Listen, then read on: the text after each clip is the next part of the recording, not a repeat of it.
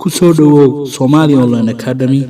Haddii aad ku cusub tahay channelka, fadlan sar subscribe, notification-kana furo siday kuu soo gaaraan muuqaalada cusub ee la soo geliyo kanaalka isla marka la soo dhigo.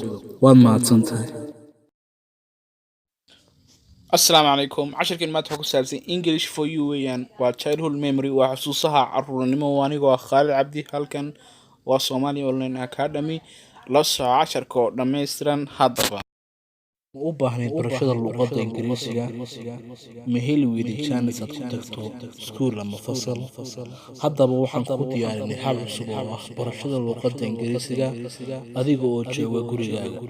Haddii aad danaynayso nagala soo xiriir WhatsApp nambarka shaashada ku qoran. Childhood memory waa xusuusta carruurnimo ee iyo wada hadlay.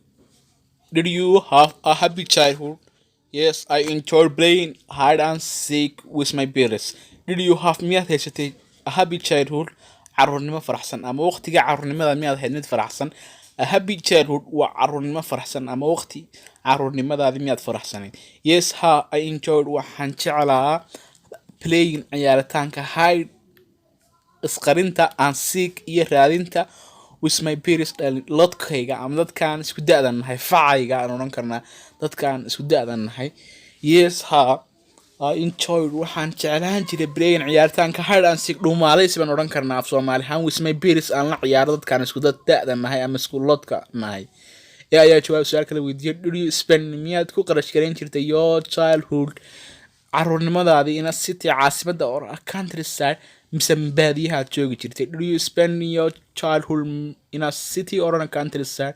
Carruurnimadaad miyaad joogtay baadiya mise waxaad ku nooleed magaalo? I spent waxaan ku qarash gareeyay my childhood carruurnimadeeda in a rural area miiga. Ayaa su'aal kale weydiiyay, who were you with? Kuma ayaa kula ama yaad la macahayd ayaad la joogtay when you were a child markaad cunug ahayd ama markaad ilmo yar ahayd? I was waxaan ahaa with my beloved family waxaan la joogay ama waxaan la jiray qoyskayga aan jecelahay.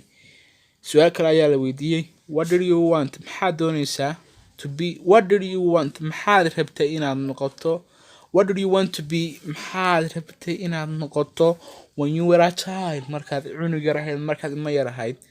I dreamed waxaan ku riyoon jiray of being inaan noqdo a fashion designer, qof fashion ama dadkan maryaha iyo waxyaabaha haysiyaada. Fashion designer waxaan shaqadeeye fashion noqo. Ayaa su'aal kale weydiiyay, why is childhood important?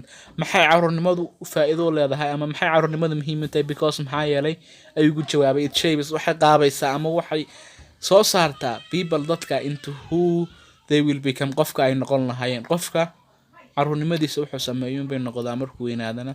Marka qofka ay qaabaysaa carruurnimadu siduun wuxuu noqon doono mustaqbalka. Because it shapes people into who they will become. Halkaas inoogu joogaya cashirkeennii maanta. This is an of our lesson. Assalamu alaikum. Arday baan